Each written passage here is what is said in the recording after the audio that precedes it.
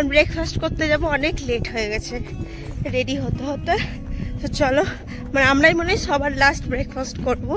এখান থেকে সকালের ভিউটা জাস্ট দেখো, অসাধারণ।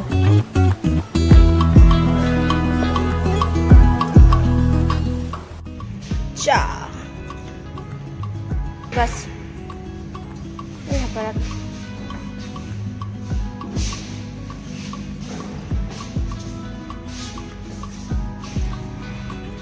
ভালো। তুমি আর খাবে না ব্রেড?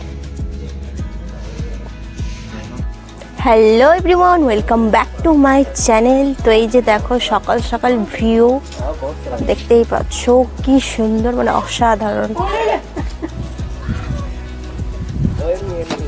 সত্যি বলছি, কালকে খুব খুব খুব এনজয় করেছি, এতটা এনজয় করেছি। তোমরা যদি কালকের ভিডিও না দেখে থাকো তাহলে যাও, গিয়ে দেখে এসো। সো এই যে এখন সব ব্যাগ লাগেজ আর কি গাড়িতে তুলছে, এখান থেকে গাড়ি ছাড়বে, দেন আজকে আমরা যাব উদয়পুর। সো চলো ব্লগটা দেখতে থাকো কন্টিনিউ। আর চ্যানেলটা যদি সাবস্ক্রাইব না করে থাকো তাহলে অবশ্যই সাবস্ক্রাইব করে দাও। এখন আমরা এখান থেকে বেরিয়ে যাচ্ছি, বাই বাই। চলো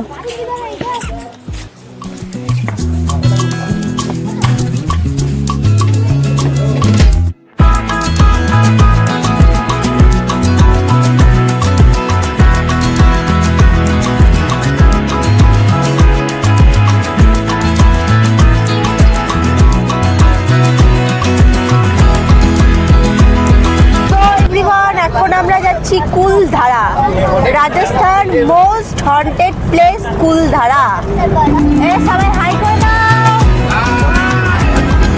সবাই রেডি কুলধারা যাওয়ার জন্য।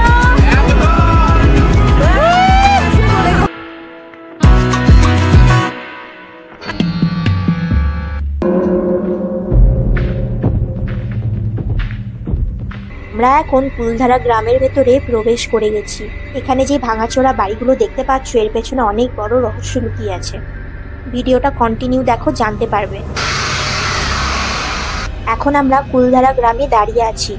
এখানে কোনো জনবসতি নেই, দু চারটে দোকান রয়েছে, সেটাও জাস্ট ট্যুরিস্টদের জন্য। আর এই পুরো এরিয়াটা দেখতে পাচ্ছ, সন্ধ্যা লাগার আগে পুরো এরিয়া খালি হয়ে যায়। সন্ধ্যের পর এখানে আসা বারণ। তোমরাও ভাবছো তো এমন কি কারণ যে এই গ্রামের কোনো জনবসতি নেই? তাহলে শোনো, আজ থেকে ঠিক 300 বছর আগের কথা। জয়সলমীর তখন রাজার শাসনে। রাজ্যের প্রধানমন্ত্রী ছিল জালিম সিং, যার কাজ ছিল খাজনা আদায় করা আর গ্রামবাসীদের ওপর অন্যায় অত্যাচার করা।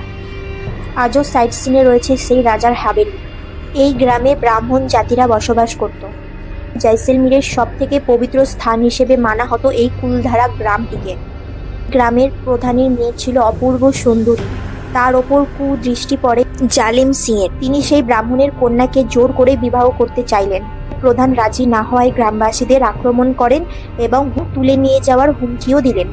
প্রধান তখন সময় চাইলেন, ভাবনা চিন্তা করলেন এবং গ্রামের প্রধান সমস্ত গ্রামবাসীদের নিয়ে একটি মিটিং করলেন। সিদ্ধান্ত অনুযায়ী এক রাতের মধ্যে 85টি গ্রামের লোকেরা গ্রাম ছেড়ে চলে গেলেন। পড়ে রইল তাদের ধনসম্পদ। চলে যাবার আগে দিয়ে গেলেন অদ্ভুত অভিশাপ। তখন থেকেই এই গ্রাম শাপিত। অভিশাপের কথা কেউ জানে না। পরবর্তী সময়ে এই গ্রামের আশেপাশের লোকেরা এখানে জনবসতি গড়ে তোলার চেষ্টা করেছিল ঠিকই, তারপর থেকে তাদের প্রত্যেকের জীবনে নেমে আসে সেই ভয়ঙ্কর অভিশাপ। তারপর থেকে তারাও এই গ্রাম ছেড়ে চলে যায়। এই গ্রামের প্রতিটি জিনিসে রয়েছে অভিশাপ। যারা এই গ্রাম থেকে জিনিস চুরি করেও নিয়ে গেছিল তারাও ফেরত দিয়ে গেছে। সন্ধ্যের পরে আজও এই গ্রামে শুনতে পাওয়া যায় সেই কান্নার আওয়াজ।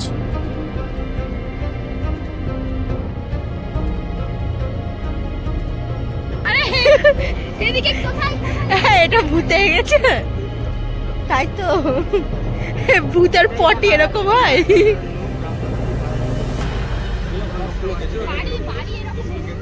অন্য গ্রামে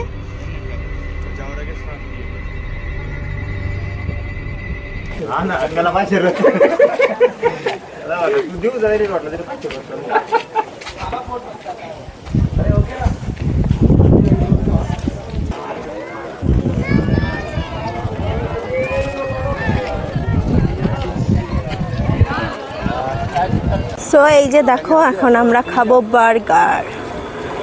এই যে স্যান্ডউইচ আর বার্গার।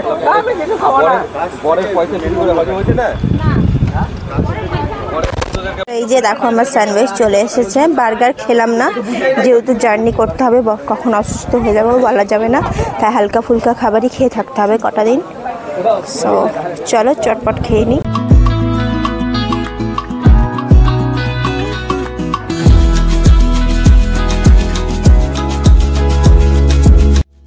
এই যে এখন চলে এসেছি ধাবাতে, এখন এখানে লাঞ্চ করব।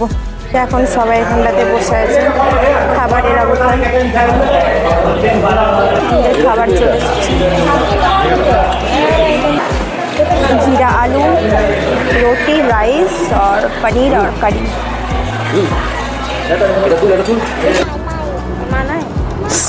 চলে গেছে আমার আমার ওর মানে এই যে দেখো কি সুন্দর কিউট একটা বাচ্চা। কামড়িয়ে দিবে কিন্তু।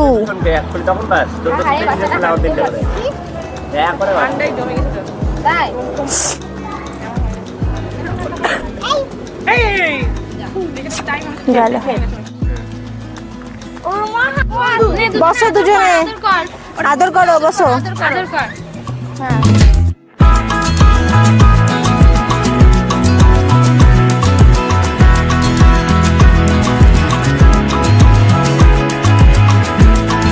আমরা এখন বুলেট বাবার মন্দিরে যাব।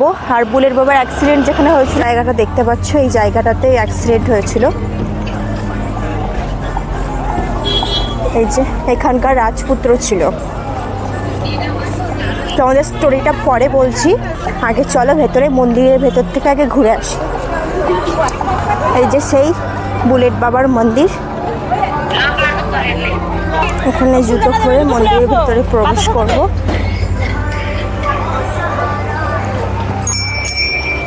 মন্দিরটি অবস্থিত রাজস্থানে, যোধপুরের কাছেই পালি হাইওয়ের পাশে। কেউ যদি ভুলবশত মন্দির দর্শন না করে চলে যায়, তাহলে তাদের সঙ্গে ঘটতে পারে ভয়ঙ্কর দুর্ঘটনা। তাহলে শোনো, বিয়ের 9 মাস পর 2 ডিসেম্বর পালি গেছিল বউকে শ্বশুর বাড়িতে রাখতে। ফেরার পথে রাস্তা দিয়ে খুব স্পিডে একটি গাড়ি আসছিল। গাড়ির লাইট তখন ডাইরেক্ট ওম সিং রাঠোরের চোখে এসে পড়ে। তখন বাইক নিয়ে সাইড কেটে বেরোতে গিয়ে গাছের সঙ্গে ধাক্কা লেগে রাস্তাতেই মারা যায়। তখন সেখানে সঙ্গে সঙ্গে অ্যাক্সিডেন্ট স্পটে পুলিশ চলে আসে। বুলেট গাড়িটিকে তখন থানায় নিয়ে যায়। এরপর যা ঘটে, পুলিশও ভয় পেয়ে যায়। পরের দিন সকালে দেখে গাড়িটি থানার ভিতর থেকে গায়েব। তখন হঠাৎ খবর আসে গাড়িটি অ্যাক্সিডেন্ট স্পটে দাঁড়িয়ে আছে। সবাই দেখে অবাক হয়ে যায়। পরের দিনও একই ঘটনাই ঘটে। তারপর সবাই মিলে বুদ্ধি করে গাড়ির তেল বার করে গাড়িটিকে মোটা চেন দিয়ে ভালো করে বেঁধে লকআপের ভেতরে রেখে দেয়। পরের দিন সিসিটিভি ফুটেজে দেখে গাড়িটি একাই চেন খুলে সেই অ্যাক্সিডেন্ট স্পটের দিকে যেতে থাকে। আবারও তাকে অ্যাক্সিডেন্ট স্পটেই পাওয়া যায়। বহুদিন ধরে একই ঘটনা ঘটার পর ওম সিং রাঠোরের বাবা ওখানে মন্দির করার পরিকল্পনা করেন। সেই মন্দিরের ভেতরে বুলেট গাড়িটিকে মন্ত্র দিয়ে বেঁধে সেখানে রাখা হয়। প্রতিদিন বুলেট গাড়িটিকে পুজোও করা হয়। তারপর থেকে গাড়িটি ওখানেই থাকে। প্রসাদ হিসেবে এখানে কি দেওয়া হয় জানো? মদ। হ্যাঁ, একদম ঠিকই শুনেছো, মদটা এখানে প্রসাদ হিসেবে গ্রহণ করা হয়।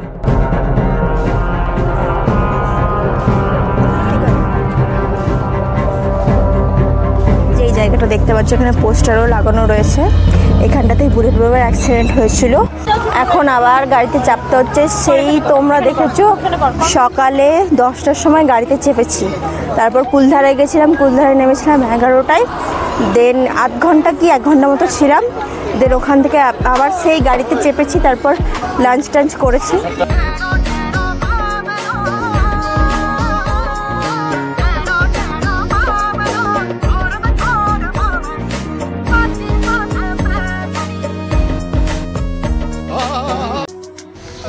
অনেকক্ষণ ধরে জার্নি করছি, এখন বাসছে প্রায় 10:30টার মতো। আমাদের হোটেল পৌঁছতে পর্যন্ত মোটামুটি 12টা বেজে যাবে। এখানটাতে একটু ফ্রেশ হয়ে নেব। এই যে দেখো, এখানটাতে কিছু একটা খাবো, চাটা ফ্রেশ হয়ে নেব একটু, কারণ এখনো অনেকটা পথ বাকি। সেই সকাল 11টায় গাড়িতে উঠেছি, তারপর কুলধারা গেছিলাম, তারপর এই বুলেট ব্যাপার। তাছাড়া চলছে, এই গাড়ি চলছে, কন্টিনিউ চলছে।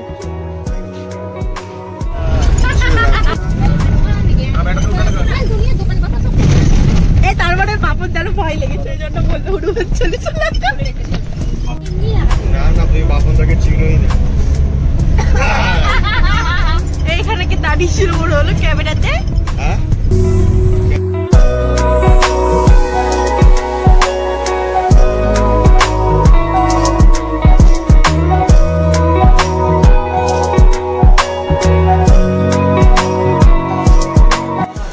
এখন রাত্রি 1টা বাজছে। এই যে দেখতে পাচ্ছ এটা হচ্ছে আমাদের হোটেল।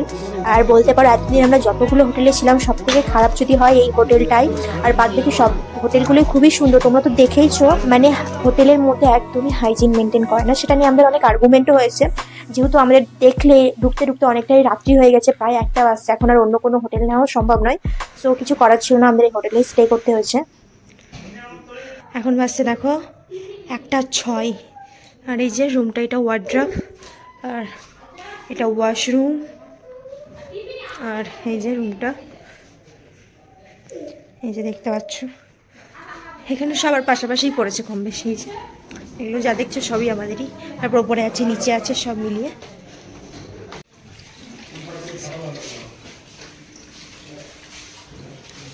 সো এভরিওয়ান, কালকে ভিডিও এন্ড করতে পারিনি, কারণ মানে আমাদের একটা বাচ্চার শরীর খারাপ হয়ে গেছিলো, জাদুর বমিটিং করছিল, যার কারণে সবই মনটা খারাপ হয়ে গেছিলো। তারপর প্রায় রাত্রি 3টে মতো বেঁচে গেছিলো ওর সাথে ফ্রেশ ট্রেস হতে, আর মাথাতেও ছিল না ভিডিও এন্ড করতে হবে। সো এটাই, চলো টাটা বাই। নেক্সট ভিডিওতে ফলো রাখো, তাহলে জানতে পারবে কি করলাম না করলাম। চলো টাটা।